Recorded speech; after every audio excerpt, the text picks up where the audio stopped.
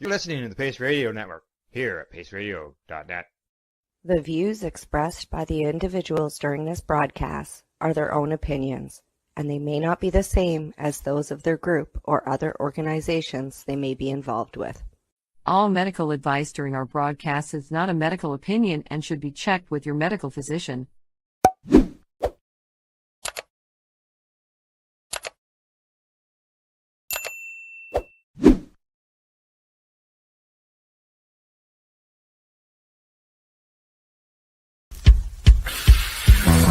Oh yeah, baby, that's lovely.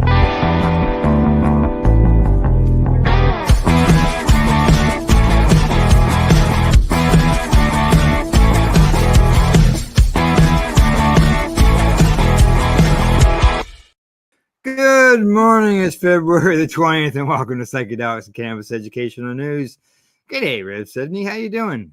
Good morning, Al. I'm doing well. How about yourself? Not too bad. I still got my knee issue going on. I have been seeing a doctor about it. I'm going to go in, get it looked at, like an MRI, see what's going on. Possible muscle tear, he says. Oh, painful. Yes, yeah. It's having its moments, believe me. So how's everything at your end? Well, in the last week we have survived two ice storms here in Nova Scotia. Everything is kind of covered with a sheet of ice. Yeah. And we are experiencing a salt shortage. Salt shortage. Yeah, like road salt for the roads. No. You can't buy salt here to put on your steps or anything for the ICU right now. Bag salt. Companies that did have salt have pretty much run out. They can't get any more. So yeah. Wow. Hopefully we don't have any more ice storms until we can get more salt. Yeah, well, you still got another month worth of possibility of that type of weather too, right? Yep. Yep. All righty. Well, at least today it's sunny here, so you got some sunshine coming. Is it? You can see it over my shoulder. So it's beautiful. Yeah. It's gonna be nice. So I'll have to get out there after the show. But talking about the show, we should get started. And here we go. First story is up. Yeah, coming to us from My Fox News. Psychedelic Denver bike ride. Party will celebrate first ever acid trip from the 1940s. That sounds like interesting. On April the 19th, Denver will host a new cycling event called Bicycle Day. And rest assured, this isn't your average ride. Bicycle Day is a psychedelic holiday that commemorates the first documented trip on LSD, also known as acid. Swiss chemist Albert Hofmann was the first person to synthesize the compound, and in 1943 took a now famous bike ride home after dosing himself. Reports vary on whether he did so accidentally or intentionally. Mm-hmm. It's a celebrated point in history among psychedelic enthusiasts and has spawned bike rides in San Francisco and other cities. This year, Denver will join in with a 10-mile daytime ride that starts and ends at Meow Wolf, which is 1338 First St. Ladder Street. Later that night, the venue will throw a party and concert headlined by Reggie Watts, LP Giboni, who is dead from Dead House, and Duncan Russell. Press release promises roving performances and over-the-top ridiculousness. Bicycle Day in Denver is hosted by Portal, which is a nonprofit that aims to destigmatize psychedelics through cultural events and activism. Fittingly, the ride acts as a fundraiser for several organizations focused on psychedelic advocacy, education, and research. Those include the Heroic Hearts Project, the Multidisciplinary Association for Psychedelic Studies, which we all know as MAPS, and Fireside Project, among others.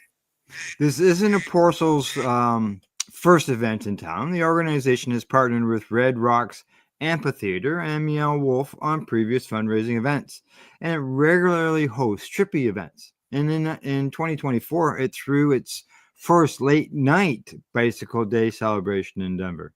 The city is in an apt fit for this type of an event because psychedelics are decriminalized and legalized in specific contexts. With Brandon D. Roach, founder and executive director. He considers Colorado a leader in this space and cultural psychedelia hub.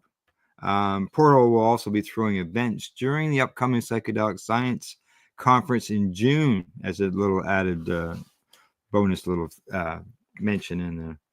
Yeah. The Psychedelic Science Conference happens 2 days after that mushroom festival. Right. Yeah. Right. Yeah. Like just literally down the road too. DeRoche wanted to add a ride for Bicycle Day 2025 to capture the spirit of the holiday. Portal advocates for safe substance use. And while he's not actively encouraging participants to bike under the influence, DeRoche would not rule it out, given the impetus for the holiday. He hopes to welcome a wide audience from veterans to Burning Man attendees. Our whole ethos is around responsible use of psychedelics, he said. Knowing that people will likely be under the influence, our role is making it as safe as possible for everybody. Now, making the event successful is paramount since DeRoche wants this to be the first of many Bicycle Days celebrations to come. He says that, I'd like to see this in the next couple of years reaching millions of dollars that we're generating for psychedelic nonprofits through this day, which is also just very fun. Yeah, the Mile High ride starts at noon and is expected to travel from Meow Wolf North to Coors Field before looping south back to the immersive art venue. Participants will be expected to bring their own bikes. However, DeRoche hopes to partner with local companies to also offer rentals on site. The Bicycle Day party at Meow Wolf runs from 10 p.m. to 2 a.m. In addition to music, the event will feature sound journeys, ecstatic dance, meditations, and storytelling by Zach Leary, who is the son of Timothy Leary, and more. To attend, you must be at least 21 years of age and a registered Portal member. Memberships cost $111 for a year and can be purchased on site or in advance at youaretheportal.com. No additional ticket fee will be required. So there you go. Bicycle Day. Just another reason why I want to go to Denver. Yeah, yeah. It's crazy. So it seems like the place to go.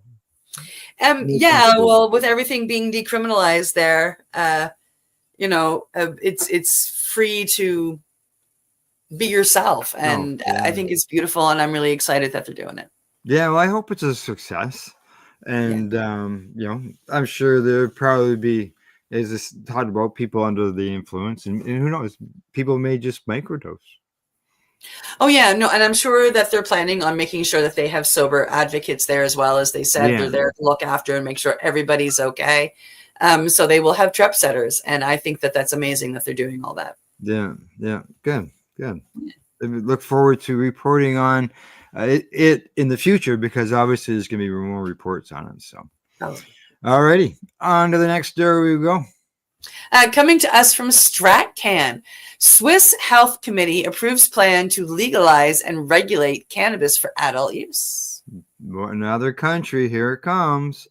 A health committee in Switzerland has given its approval to a preliminary draft of a federal law to regulate non-medical cannabis products for adult use. The draft, created by the National Council's Social Security and Public Health Committee, passed 14-9 in a vote on Friday, which is Valentine's Day, with 2 absentees. The commission met on February 13th and 14th in Bern, Switzerland. The CSSSN is part of the Swiss Federal Assembly. The proposal is to regulate cannabis for non-medical purposes through a new legal carve-out that keeps it defined as a narcotic through a lens of public health and safety. Yeah, narcotic, huh?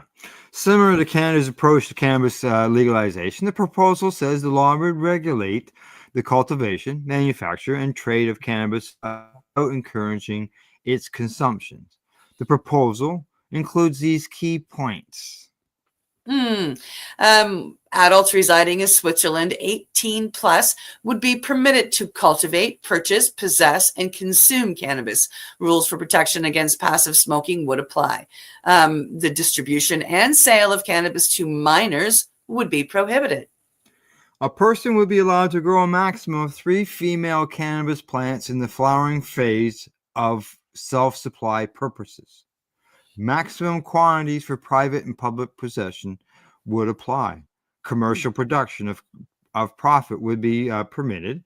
Persons who cultivate cannabis and manufacture cannabis products would be required to meet strict conditions to obtain a permit from the Confederation. Import or export may be permitted for specific purposes. Strict quality requirements would apply. Cannabis products would be sold in neutral packaging without specific branding elements, child resistant, and with a warning label and leaflet. Sales would be subject to state monopoly. Cannabis products would be purchased at a limited number of licensed sales outlets and from the sole licensee for online sales. Sales must not be for profit. Any profits would need to be allocated to prevention, harm reduction, and addiction support. The cantons, similar to states in Switzerland, would grant sales concessions to retailers. The Confederation would do so for online sales. Question. Any profits would need to be allocated to prevention, harm reduction, and addiction support. Do you take that as harm reduction for cannabis consumption, or are you looking at that as harm reduction, addiction support, and prevention for all drugs? I don't know. Like I would see it for everything. How they mean it, I'm not sure. Yeah, exactly. That's what I'm in that same boat. Non-smokable products and products with low THC content would need to be included for sale to enable consumption with reduced risk. In accordance with the prohibition on vertical integration, holders of a cultivation or manufacturing permit would not be allowed to sell cannabis and vice versa. An electronic tracking system will monitor the entire supply chain, and any form of advertising for cannabis products would be prohibited, including cannabis seeds and cuttings, as well as accessories related to the consumption of cannabis. Cannabis products would be subject to an incentive tax in order to limit consumption and direct it towards less risky forms. The tax would depend on the THC content and the type of consumption. The revenue from the incentive tax would then be redistributed via health insurance after deduction of the general enforcement costs of the Confederation. The cantons could also levy a monetizing tax and fees. So basically, they're going to, if you're smoking a high THC product, you're going to be paying higher tax versus an edible with low THC in it. Yeah. In accordance with current practice in Swiss law, the states would play an important role in the application of the law and continue to focus their information, advice, and prevention policies on young people. They would oversee product quality and sales and carry out test purchases. People who evade the illegal market would then need to be punished more severely than today. Zero tolerance for driving under the influence would continue to apply, and anyone proven to have consumed cannabis would still be considered unfit to drive. From the committee report, the committee is unanimous in its view that cannabis consumption is a social reality. The majority of the committee considers that the current situation is unsatisfactory and that the prohibitive approach is wrong. In its view, strictly regulated access to cannabis and controlled market better protect public health, strengthen youth protection, and improve safety. Prevention messages could thus reach consumers more effectively and direct them towards less harmful forms of consumption. The population would be better protected against the harmful effects of cannabis, and young people would be dissuaded from consuming it. The illegal market must be curbed. In 2021, the CSSSN and its counterpart in the Swiss Council of States followed up on a document titled Regulating the Cannabis Market to Better Protect Young People and Consumers. The subcommittee has been working on implementing this initiative and the regulation of cannabis since the summer of 2022. Now, the goals of the pilot project included taking away money from the black market, introducing a tax, regulating advertising, and regulating production intended for personal use. While the cultivation, manufacture, trade, and consumption of cannabis for non-medical purposes are still prohibited, the country has also had a part-time pilot program in place since 2023, allowing people who already consume cannabis to be able to acquire it in a controlled manner. Interesting. In Switzerland, 300,000 people regularly consume cannabis, according to a 2022 Swiss Health Survey. 4% of 15 to 64-year-olds have consumed cannabis in the last month. The population of Switzerland is about 8.85 million. The next step for the proposal will be to draw up explanatory report on this preliminary draft and allow the committee to examine these documents over the summer. Interested parties and stakeholders will then have the opportunity to participate in a consultation. There you go. Interesting. Yes, yeah. It mentioned in there about 3 plants that a person could grow. 3 flowering plants. Yeah, 3 female cannabis plants are in flowering phase. So does that mean, what's the number that you could just grow in veg to get to find out that you got 3? So could you grow? Well, you can at least have 3 in waiting. You know what I mean? Like I see that. Like I'm like, oh, they're saying flower, so that's really cool. You flip your plants to flower. You can start vegging your next 3. They're just in veg, or you can start just natural garden. Yeah, like, and it's just, and so you can always have something in flower ready to come down. I think that's amazing. I think that's, you have your 3 in veg. Yeah, your 3 in veg, you move them into flower, and then you start 3 more seeds. You take your cuttings to get your next 3, and the perpetual garden. Yeah, it's amazing. Instead of just saying 3 plants, which is a combination, of bloom and veg, right? So it's being able to do that would be beneficial. Yeah, extremely. All righty. Next story is up. Here we go. Coming to us from SciTech Daily, psychedelic breakthrough. Scientists successfully achieved total synthesis of ibogaine. Oh, good stuff. There you go. Ibogaine, a psychoactive plant derivative, has gathered attention for its anti-addictive and antidepressant properties. However, it is a finite resource extracted from African plants such as the iboga shrub and the small fruited Volcantica tree. Additionally, its use can cause irregular heartbeats, posing safety risks and highlighting the need for a deeper understanding of how its molecular structure drives its biological effects. In a study published in Nature Chemistry, researchers at the University of California, Davies Institute for Psychedelics and Neurotherapeutics report the successful total synthesis of ibogaine, along with ibogaine analogs and related compounds from pyridine, a relatively inexpensive and widely available chemical. Interesting. Very interesting. The team's strategy enabled the synthesis of 4 naturally occurring ibogaine-related alkaloids, as well as several non-natural analogs. Overall yields range from 6% to 29% after only 6 or 7 steps. A marked increase in efficiency from previous synthetic efforts to produce similar compounds. Ibogaine's complex chemical structure makes it hard to produce in significant quantities, and this challenging chemistry has historically limited medicinal chemistry efforts to develop improved analogs. And the study's corresponding author, David Olson, who is the director of the IPN and a professor of chemistry and biochemistry and molecular medicine at UC Davis, performing total synthesis solves both problems. We can make it without having to harvest tons and tons of plant material. And we can also make analogs, several of which are demonstrating really interesting properties.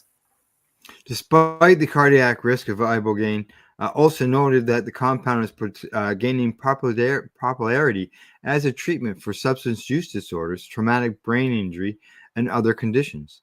He says that some people want to find ways to administer ibogaine more safely, and you might be able to mitigate risk with careful cardiac monitoring and magnesium supplements, but maybe we just need ibogaine 2.0, a better version that still produces those profound anti-addictive and antidepressant effects, but doesn't have that cardiac risk. Yeah, we're playing a lot with nature here. I mean, ibogaine comes from the root of the ibogaine plant. In Africa, they eat the whole root, like they eat the whole plant. And ibogaine is one alkaloid of many that, is extracted. Yeah. And, and having issues with the heart also has issues with the liver. Every time I've gone to do iboga, we have to go through, I have to go through plenty of tests to make sure I'm healthy enough to take it. So, yeah. Olson highlighted 2 ibogaine analogs of interest from the study. The first analog was the mirror image of ibogaine. In chemistry, this mirror image trait is referred to as chirality. Like your left and right hands, such molecular compounds can't be superposed on each other. Nature only provides one version, or produces one version, and if the therapeutic effects of ibogaine are coming from interactions with another chiral entity, like an enzyme or receptor, then you would expect only the natural version to have an effect.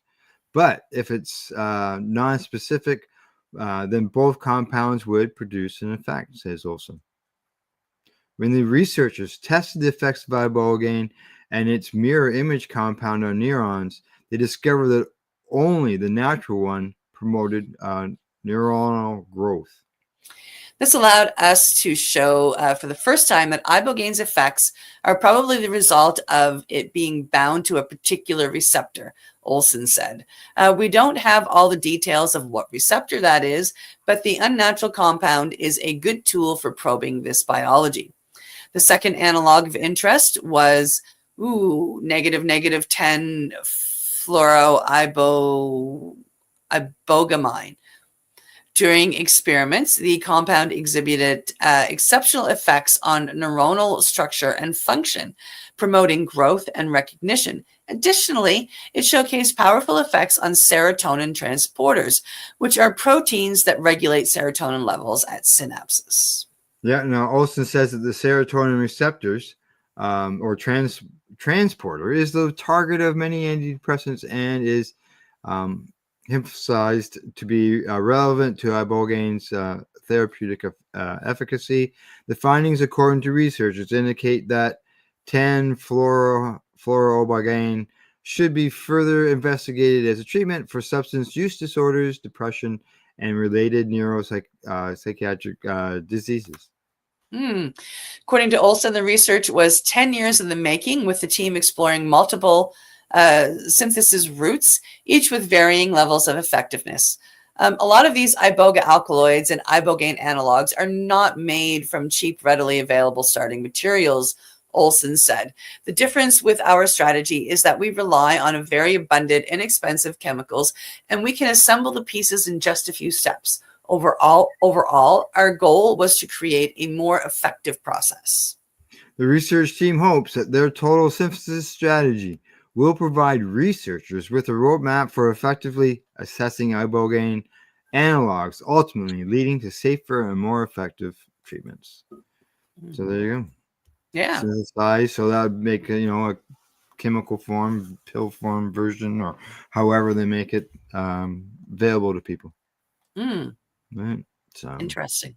Yeah, we got one more story to go before we go to break. And, this town, it's got a reason to celebrate.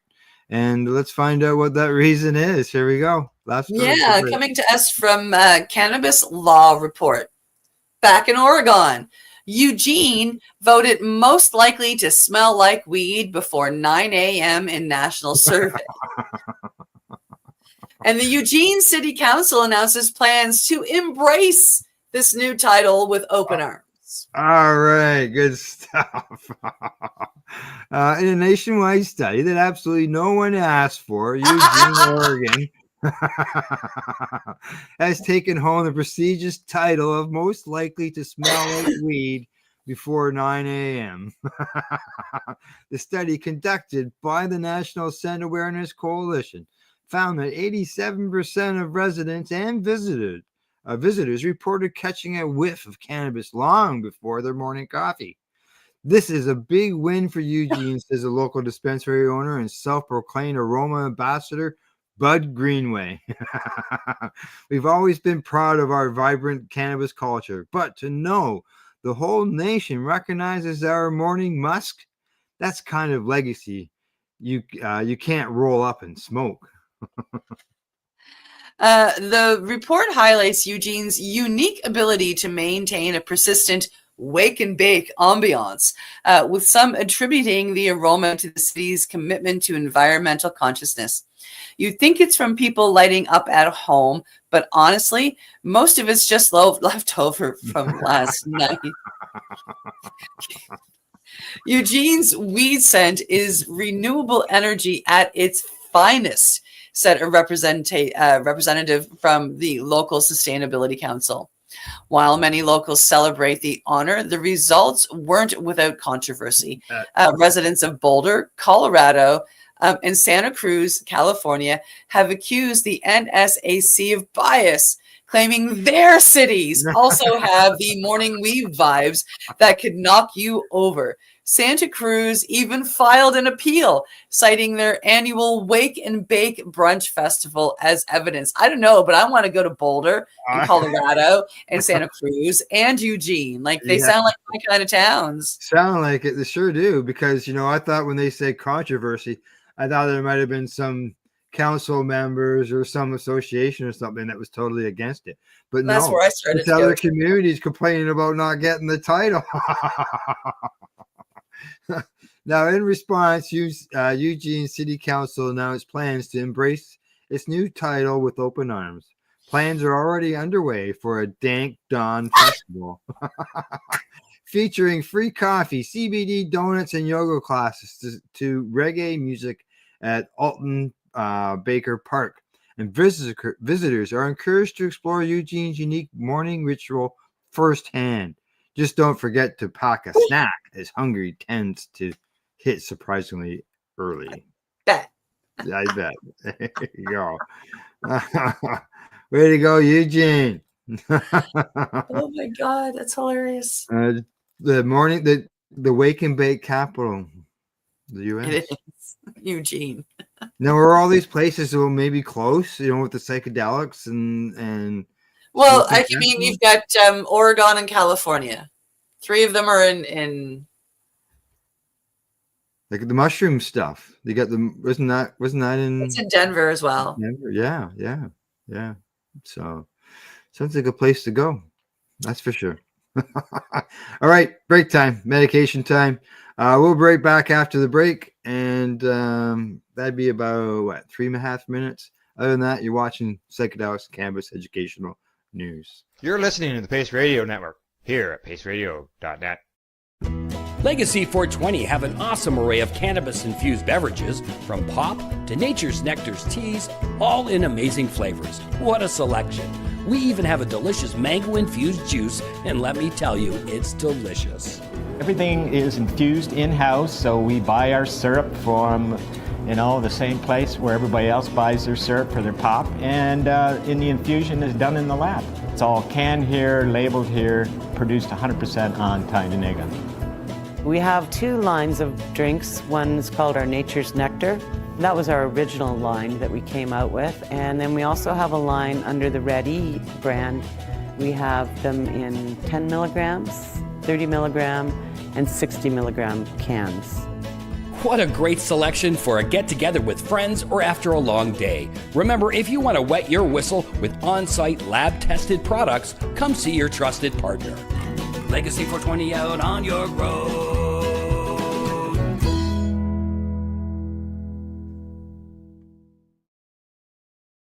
Campbellford Lifestyle Shop. Open Monday to Friday from 10 till 7 p.m. or by chance. Check out our flags, our t-shirts, plus our hats, and look of that supply of rolling papers, plus much more. We've got bongs and your favorite herbal vaporizers. Look at all the incense we have, as well as for those who collect knives, check out these knives in our collection. And while you're here, stop in to see Shay at the piercing room, where you can get poked by Shay. Daily deals, check them out. Campbellford Lifestyle Shop, 17 Bridge Street West, Campbellford, Ontario. Limestone City Hydroponics is Kingston, Ontario's hydroponics shop. Take your growing to the next level and create the optimal environment with a tent kit, or maximize your yield with an ebb and flow flood table kit. Either way, Limestone City Hydroponics has more sizes and options to fit your needs. Are you looking for the power of the sun that adapts to your budget? Then look no further, as they have professional grow lighting. They have indoor grow systems that are easy and cost effective, with many options to fit your living space and lifestyle. Cultivate your growing potential. We have everything you need to succeed. And if you can't make it to the store, they offer local delivery to the greater Kingston area. Remember, when you're looking for experts to help you grow, then look no further than the locally owned Limestone City Hydroponics, 105 Sunderland Drive in Kingston, Ontario. Call them at 613-548-0420. Are you looking for non-stop, continuous cannabis and psychedelic programming? If you are, then turn your browsers to 420radio.ca or paceradio.net, where you will find the 420 Pace re-rolled Saturday. Everything gets started at 8 a.m. Eastern Saturday morning. You're listening to the Pace Radio Network here at paceradio.net. All right, we're back. We're live in your West Psychedelics and Cannabis Educational News. And we got 4 more stories, and the first one is up. Excellent. Coming to us from Popular Mechanics. This psychedelic church is handing out magic mushrooms to hundreds of members for free. Yes, really. I have a paywall in my way. And so if you got the story in front of you, go ahead. Nope, I have the same now. Well, there is a psychedelic church is handing out magic mushrooms to hundreds of members for free. There you go. And where is that at? Can you catch that anywhere? Is that another Denver thing? I don't know. I think it's actually California. Okay. All right. Sorry, folks. Yeah, my apologies. I didn't catch that earlier. Yeah. I thought we actually switched that story out. It was a different one. Oh, okay. That explains why. Yeah, this one came up and it showed the whole story for obviously a few minutes, long enough that we didn't catch it. Yeah. And that's not the first time that's happened. So, all righty. We'll just move on to the next one then. And here we go. What's up?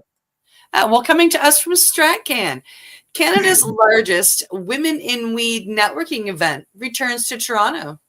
That's right. Marigold PR is proud to announce the return of Radicil Themes on March the 6th, 2025, an event series that is all in on the empowerment, celebration, and advancement of women in cannabis. The largest annual gathering is taking place in Toronto on Thursday, March the 6th, ahead of the International Women's Day. The event, sponsored by the Ontario Cannabis Store, will be held at Solona, Toronto, and will bring together the bright minds and bold voices of women powering the Canadian cannabis industry and their allies. Other event partners include Green Monkey, Glacial Gold, the Independent Retail Cannabis Collective, Jane Dope, OB Consulting, and Sister Mercy. We know Jane Dope. That's Interesting. Radical Femmes has quickly become a popular platform for women driving change in the cannabis sector. Since its launch in 2024, the community has partnered with more than 20 brands and attracted over 500 attendees from events held nationwide. This year, its International Women's Day event promises to deliver even more value with thought-provoking panel discussions, industry data, and valuable B2B networking opportunities. Green Monkey was built on community, and as a women-led brand with a passion for the plant, we know the power of connections, says Jane Lockwood, who's the CMO and co-founder of St. Peter's Spirits. The women-focused cannabis event matters to us as a brand. Fostering authentic, supportive industry relationships helps us all thrive. The name Radical was chosen with intention by event organizers. The Radical is the first part of a plant seedling to emerge, developing into the root and laying the foundation for growth. Much like its namesake, Radical Femmes is about sparking growth in the cannabis industry. The event's tagline, "I can't believe we still need these events," also captures a powerful reality. Despite the strides women have made, gender equality remains a work in progress in cannabis and beyond, with only 20.9% of private sector businesses in Canada being women-related. Retail revolution, women transforming cannabis retail. From women-led stores to crafting retail strategies that resonate with women consumers, we'll hear from powerful women who lead this space and how businesses are targeting the growth demographic. Panelists include Jani Nader Estenthen, National Director of Retail Sales at IRCC, Katie Perry, who is the founder and CEO of Tote Cannabis, Ritika Kumar, who is the Director of Marketing at High Tide, and Ziria Guedio, who is the co-founder and creative director of Curious Cannabis Company. Women in Weed, unveiling the trends. Sarah England, who is the Director of Market and Customer Experience Intelligence at the OCS, will share survey findings and trends that offer a deep dive into the intersection of women and the retail sector. Now, when it comes to crafting the future, women shaping cannabis brands, they say they'll hear from women who are redefining the industry on topics like building authentic connections with consumers, creating products that resonate, and fostering inclusive brand communities. Panelists include Emma Andrews, CEO of Next Leaf Solutions, Jen Lockwood, CMO and co-founder of St. Peter's Spirits, Marina Gorin, Senior Director of Sales at Weed Me, and Maud Arsenault, Advisor, Communications and Content Creator at SQDC. With lunch and networking, they say that the networking lunch at Radical Femmes offers a relaxing, welcoming environment where attendees can engage in meaningful conversation. Radical Femmes has become a space where people can find opportunity. We've seen women land new roles, businesses close deals, and attendees walk away feeling re-energized about the industry, says Katie Pringle, who's the CEO and co-founder of Marigold PR. It's a reminder of the importance of community in driving real progress. Since 2017, Marigold PR has been the forefront of hosting impactful events for women in cannabis, bringing together thought leaders and tastemakers from all corners of the country. Radical Femmes has evolved into a cornerstone event for both the agency and the broader cannabis community, offering a platform that not only amplifies diverse voices, but also creates strategic, targeted opportunities for partnering brands. Yep, they're also proud to have the support of AdCan, Cannabis Market Space, High Moon Magazine, and StratCan, as media partners, and there you go. And obviously, their events is 19 years of age and older. Yeah. So Very cool. Yeah. Go and have a listen. Get some connections, networking, all that type of stuff. And, you know, like I said, we shouldn't have to do these events anymore type thing. But, yeah.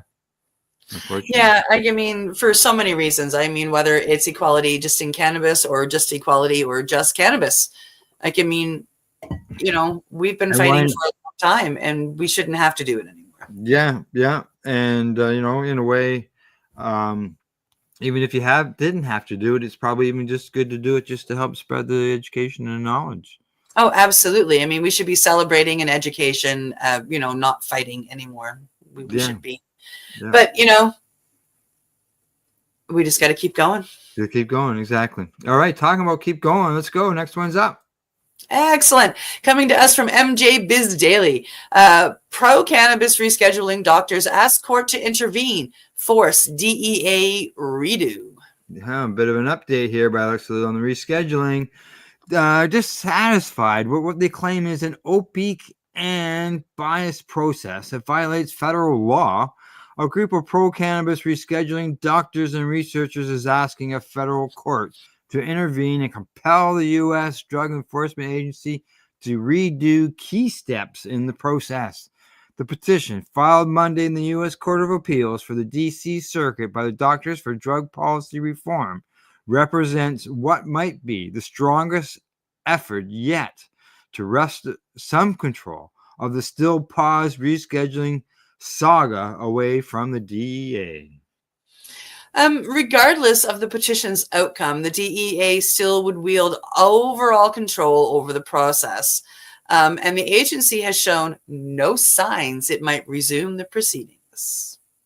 Led by Dr. Brian Adenoff, a clinical researcher and professor of psychiatry at the University of Colorado School of Medicine, the DTPR was one of 138 parties denied permission by the DEA to participate in an administrative law judge's hearing about cannabis's status under federal law. 138 parties were denied. Wow. Last spring, the Justice Department under then President Joe Biden overruled the DEA and proposed moving cannabis from Schedule 1 to Schedule 3 of the Controlled Substances Act. Ever since then, there's been a wall. Yeah. Yeah. However, former DEA Administrator Ann Milgram ruled last August that no changes would be made without a hearing before an administrative law judge, and thus not until after the general election, which Biden lost.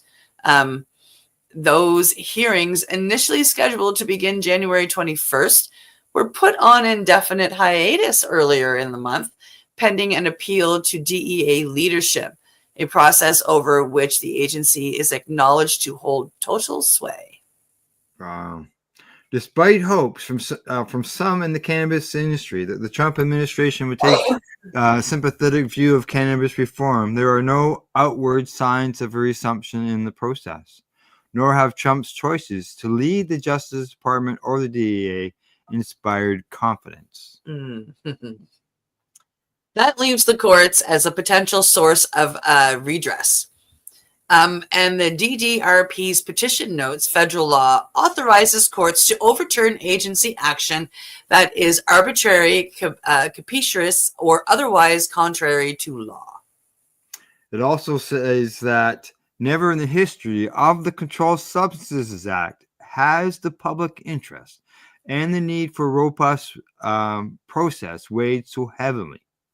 Now, but rather than allow for transparency or widespread public involvement, the petition notes that DEA has failed to treat this momentous rulemaking with the gravity demanded by the circumstances and the law, when it made at least 2 decisions of great public importance without giving any reasons. The agency's secrecy prevents the courts from reviewing whether the decision is based on relevant and permissible criteria and whether the agency considered reasonable alternatives. Specifically, the petition claims the DEA limited the list of designated participants to 25 without any reason. Rejected requests to participate, including from the governors of states such as Colorado and New York, without explanation. Irrationally determined that rejected participants were not interested persons. Right. For these reasons, the court should vacate the agency's selection of participants and rejection of petitioners and remand the instructions to redo the participant selection process.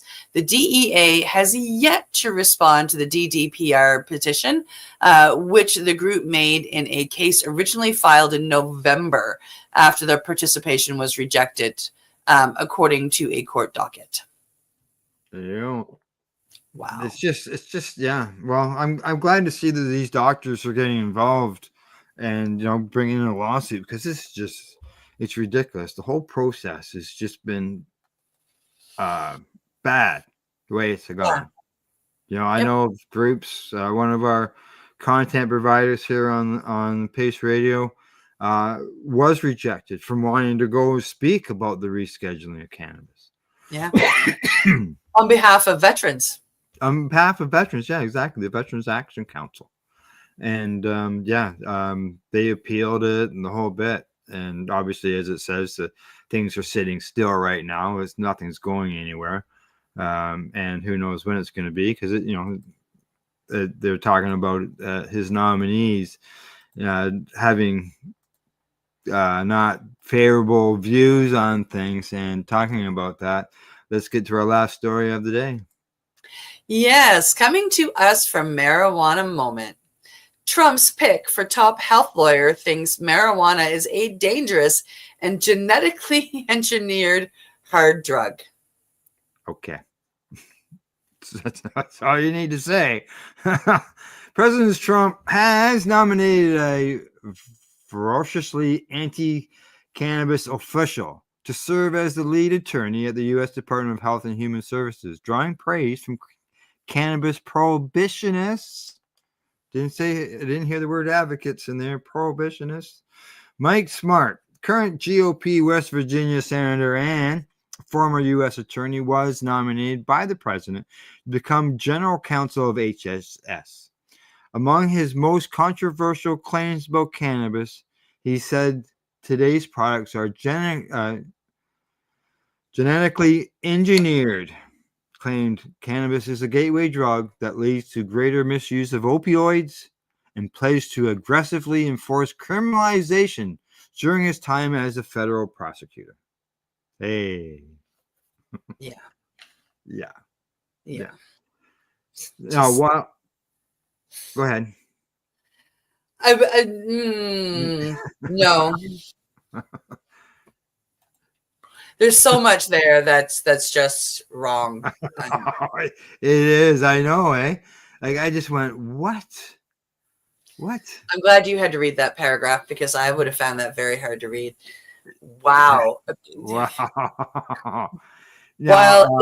What's that? Go ahead. I was going to say, while HHS under the Biden administration has already recommended rescheduling cannabis following a scientific review, that process has been delayed, raising questions about the potential influence of new administrative appointees. HHS's general counsel is responsible for providing legal advice, interpreting regulatory policies, and overseeing litigation involving the agency, among other roles. So if Stewart is confirmed by the Senate, he could be key in any future agency interpretations of the Controlled Substances Act requirements when it comes to cannabis's scheduling status. Oh, wow. That's not good. After Trump's former Attorney General, Jeff Sessions, rescinded guidance on discriminatory federal cannabis enforcement, Stewart applauded the decision, saying it affirms that marijuana is a dangerous drug. Wow. Federal law with respect to cannabis is crystal clear. The Cole memo has been rescinded, he says, referring to the Obama-era guidance. Interstate commerce requires compliance with federal law. Today's marijuana is not naturally grown plant, but genetically engineered hard drug. That's just a fact. Did you not know that? It's just a hard drug. Right. Wow. Despite various state initiatives to increase drug use,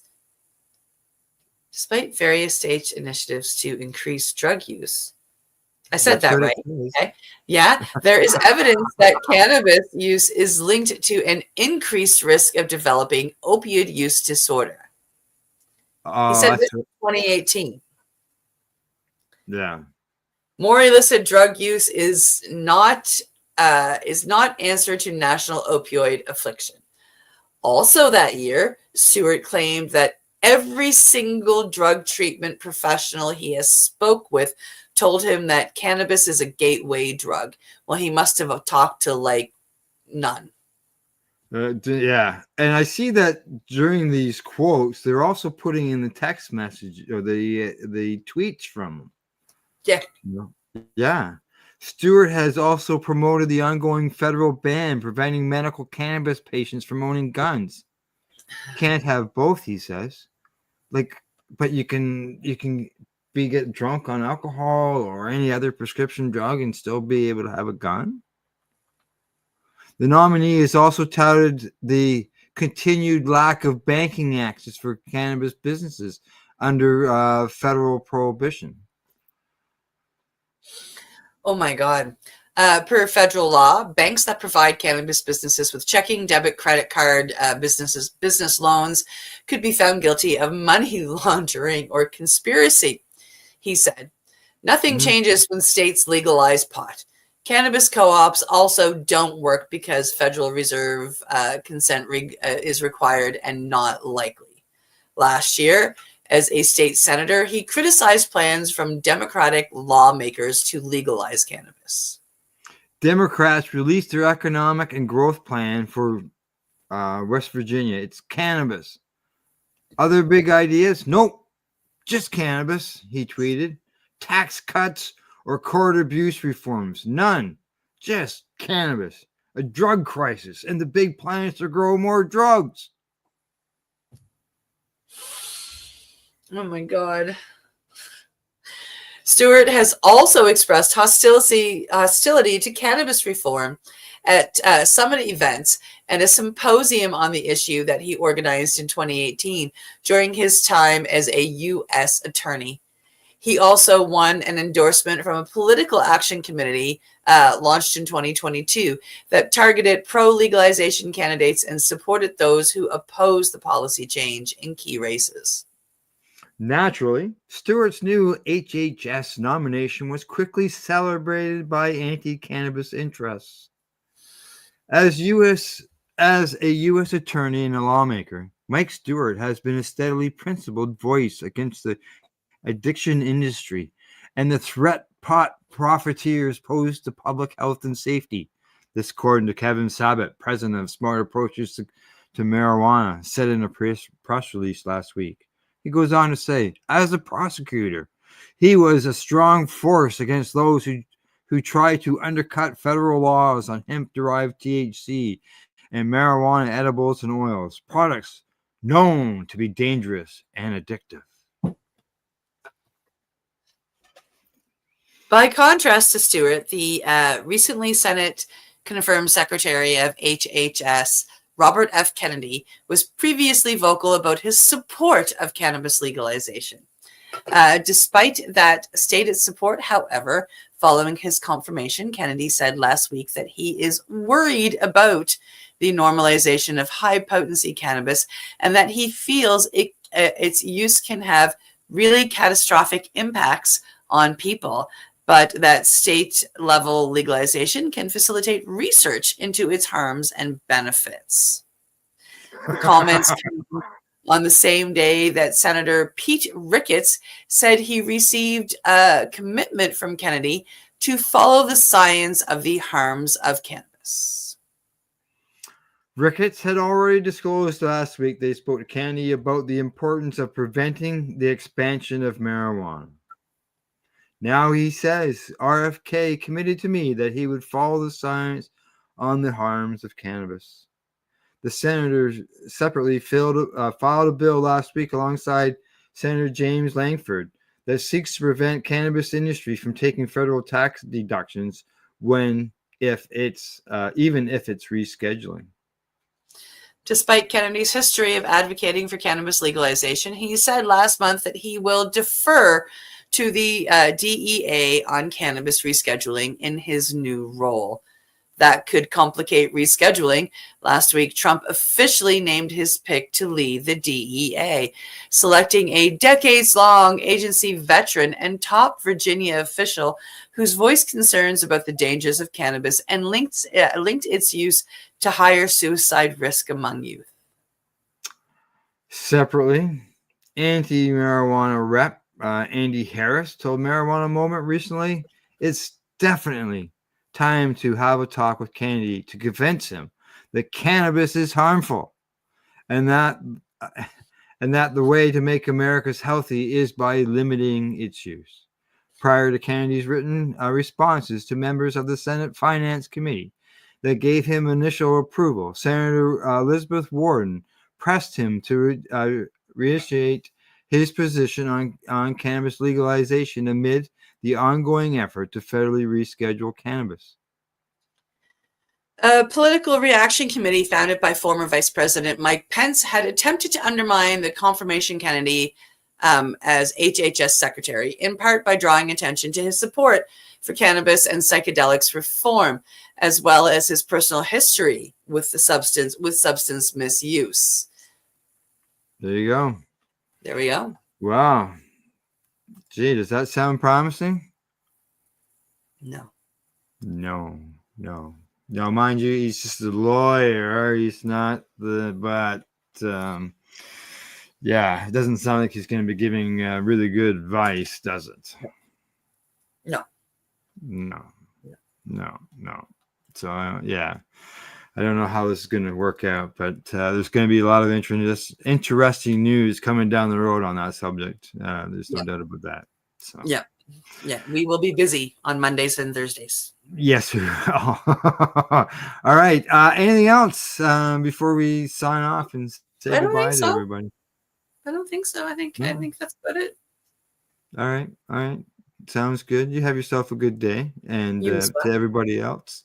That's a report for today. And thanks to our buds at Campbellford Lifestyle Shop, Limestone City Hydroponics.ca, Legacy420.com, and At-Eze.ca. In closing, I'd like to say thanks for watching and tuning in. Plus, as I always say, don't forget to educate, medicate, and do not incarcerate. You're listening to the Pace Radio Network here at paceradio.net. The opinions of the individuals during this broadcast are their own, and may not be the opinions of their group or other organizations they may be involved with. All medical advice during our broadcast is not a medical opinion and should be checked with your medical physician. When you have a pain that's reached its peak, Legacy for 20 is so unique. If organic cannabis is what you seek, here's your trusted partners 7 days a week. Suppository salves, vapes and drops, topicals, edibles, infused pop. Just when life seems like it ain't easy, at Legacy 420 enjoy a pop freezy. Lab tested products make them the GOAT. Legacy 420 out on your road. Legacy 420 in Tyndonega Mohawk territory. Indigenous organic cannabis at its finest. Enjoy the buzz of legalization with Campbellford Lifestyle Shop. From lights to plant nutrients, books, consumption accessories, and more, we've got all your basics to grow or consume cannabis. Visit our info center or take a look at our piercing services and body jewelry, now available in-store through Campbellford Lifestyle Shop, 17 Bridge Street West, Campbellford.